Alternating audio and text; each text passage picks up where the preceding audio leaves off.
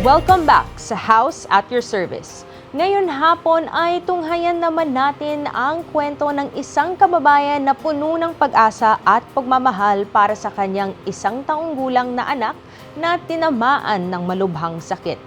Ang buong storya at pagtupad na munting hiling ni Regeline, panoorin natin to. Doon po nakita lahat ng sakit daw. Ang sabi po meron po siyang brain tissue, tapos po bukod doon, meron daw po siya dito sa bukol, yung ang tinatawag meningosil din po. Sana po matulungan niyo po ako. Yun lang po talagang hinihiling ko talaga.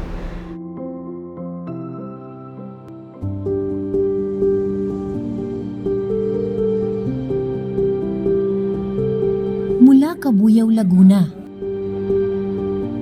Isang sanggulang tila tinaningan na ng buhay kahit hindi pa ipinapanganak. Ang hatol po sa amin talaga, si baby po, ilalabas ko lang pero hindi po siya tatagal. Kasi po, habang nasa tiyan ko po lang po siya, may buhay pa po na sa kanya yung oxygen, yung paghinga po. Sabi, pag po daw siya nailabas, solo niya na yung paghinga, baka daw po hindi niya kayanin. Ma'am, nalungkot po kasi solo lalaki po namin. Tapos po, nanganak po talaga ako, parang inano po namin na gano'n ang mangyayari. Wala po talaga ako since na bumili ng gamit. Kasi po, yun po ang ano sa amin Kasi ang dami pong komplikasyon na ano sa kanya. Dahil habang ipinagbubuntis raw ito ni Nanay Regeline Malaborbor, ay iba't ibang sakit na ang nakita ng doktor sa kanyang ultrasound. Nagpa-check up po ako sa Pabella. Hanggang saan doon po ako nanganak. In-scan po yung congenital anomaly scan. Yung kita po lahat ng parte ng baby. Doon po nakita lahat ng sakit daw. Na ang sabi po meron po siyang brain tissue, tapos po bukod doon, meron daw po siya dito sa bukol, yung ang tinatawag meningosil din po. Tapos yung paa po niya ay club foot. At nang dumating na ang araw ng kapanganakan ni Baby Kin,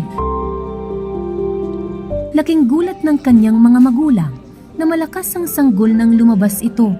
Pero po nung inilabas po siya pinanganak, ang naging sakit lang po niya yung bukol, yung meningosil encephalosil. Ngunit makalipas lang ang ilang buwan, ay nagsimula ng lumaki ang bukol ni Baby Kin sa likod ng kanyang ulo. Dahil dito, ay naka-6 na beses na ring nagpabalik-balik sa ospital si Baby Kin para sa isinagawang operasyon. Nung tinanggal na po yung bukol na nasa labas niya, ang laman po nun ay tubig. Ngayon po, nung in-explain po sa akin ng doktor, nung neurosurgeon, yung tinanggal po yun, wala na pong daluyan yung tubig. Ngayon po, yung tubig po ay umaakyat po dito sa loob ng mismong ulo niya. Hanggang sa nalaki po, na yung brain po niya ay naiipit. Kaya po tinawag na hydrocephalus.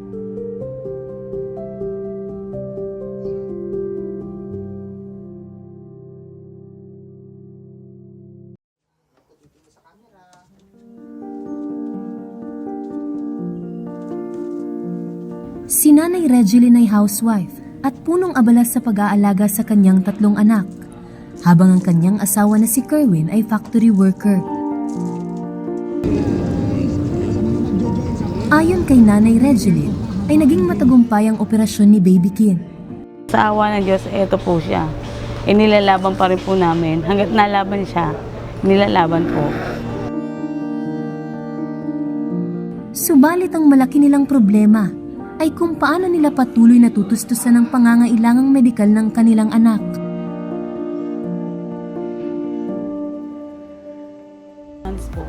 Siya po yung panganay o ilan po yung mga kapatid? Dahil dito, idinalugdan niya ang kanyang kahilingan sa House at Your Service. Every month, ang check-up ni Baby Kin. Ano po, meron po siyang rehabilitation, tapos kay neurosurgery. May maintenance din siya. Opo. So yung mga maintenance niya, umaabot ng mga magkano? Ano po, 11,000 po yung ano niya Per month. Para lang sa mga gamot. Yung mga anak nyong dalawa, ilang taon na po? Ano po, 14 po, tsaka 13 years old. Tumutulong din naman sila. Opo, natulong. Pangalaga, tinutulong. Sa pag-aalaga po, minsan po hindi kasi medyo nahihirapan po kasi pagkarga po si Kin, lagi po siyang, minsan may time na nagsisisure, naninigas po yung... Nagsisisure din siya. Opo, araw-araw Yung po gastusin niyo po, nanay, paano po yung gastusin niyo araw-araw? I'm sure meron pong maintenance si baby, di ba? Opo. Minsan po, inilalapit po namin yun sa DSWD, sa mayor po namin, ganun. So sa ngayon, ano po ang pinaka kinakailangan nyo ngayon? Ano po, yung mga needs po ni Kin, Which is ano po? tsaka yung diaper, gatas po, yung ano po niya, vitamins. Ang number 1 po, maintenance po niya. Maintenance. Yung gamot. Yung Opo, gamot. kasi yung isang malaki lang po, umaabot na po ng 2,000, isang buwan lang po na gamutan niya. Tayong coordination po sa iba't ibang mga ahensya. Noong At araw din na yun, kaming inaniyaan ng ating programa si FPJ Panday Bayanihan Party List Representative Brian Paulia Manzares upang matugunan ang kanilang problema. Well, syempre, naintindihan ko naman na marami silang kailangan. No? At mabigat yung burden ng maintenance na kailangan ni Baby Kin. No? Kami na po pahala. Meron naman kaming konting pondo sa opisina namin. Kami mag-sponsor po ng medicine na kailangan po ni Baby Oh, Kin. thank you po. Malaking tulong po yung para sa amin, lalo po sa anak ko.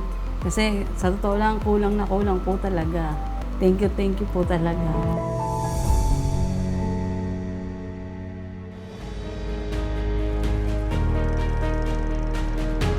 Makalipas ang ilang araw, personal naming binisita ang tahanan nila Nanay Regeline upang kamustahin muli ang kanilang kalagayan. At masayang ikunento sa amin ni Nanay Regeline ang mga natanggap na tulong mula sa FPJ Panday Bayanihan Party List. Yung binigay po sa amin ni Kong Brian na tulong, binili ko po ng mga needs po ni Toto. Tapos po yung iba naman po na sobra, pinamili ko po ng mga pangailangan po sa bahay. Yung mga grocery po. Yung mga diaper po ni Toto, gatas, vitamins, tapos po yung maintenance ni Toto na ayan po. Tapos po yung iba, mga nag-grocery po rin ako ng konti, yung mga delata. Malaking kabawasan para kay Nanay Regeline ang natanggap na tulong mula sa kongresista at programa, lalo na sa araw-araw na gastusin at pangangailangan ni Baby Kin.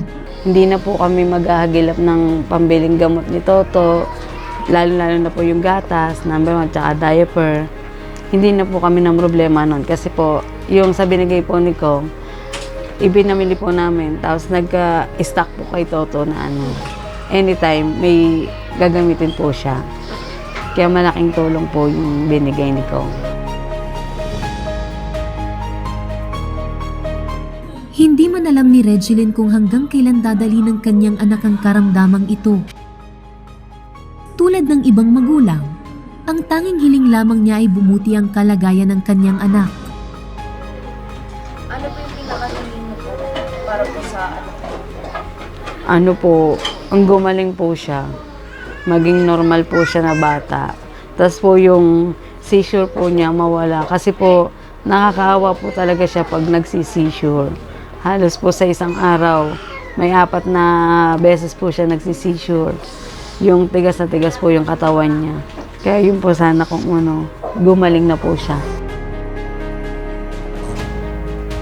Isang pag-asa para sa mas maginhawang kinabukasan.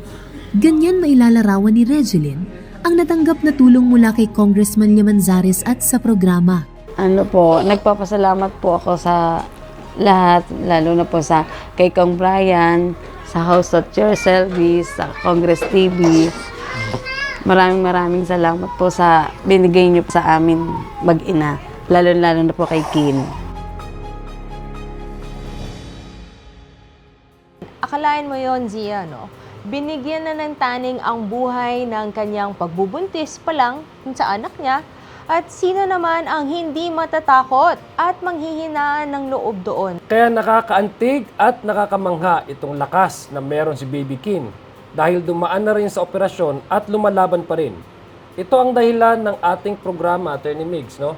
Ang magsilbi tulay ng pag-asa sa mga kababayang nangangailangan talaga. At yun, no, nakita natin yung pagkausap natin kay nanay, kay Kian, and ngayon, yung Natulungan. kwento na natulungan. Si Kong Brian po, 'di ba siya Yes. yung nag-assist Oo, kay Baby oo. Kin. Maganda kasi ito yung reason kung ba't tayo nandito, Kong Migs, 'di ba? Ay, Yung Migs pala. action agad, no? Oo. Na pag nilapitan tayo, Yes, hindi oo. lang papakinggan, hindi lang magkukwentuhan tayo, hindi lang natin malalaman, hindi lang ibibridge natin. Meron mga patuloy na mga nangyayari. At nagpapasalamat din tayo, Mix, dahil andyan yung ating mga kasamahan sa Kongreso. Oo. Diba? And yung mga Na departments. Ready sila. Oo. Yes, ready Oo. sila tumulong. Oo. Sa aming pagbabalik, alamin natin ang magiging benepisyo para sa ating mga kababayan ng House Bill 00016 o ang Act Enhancing the Discount on the Purchase of Goods and Services of Senior Citizens and Persons with Disabilities. Sabay-sabay natin alamin ang panukalang batas na yan.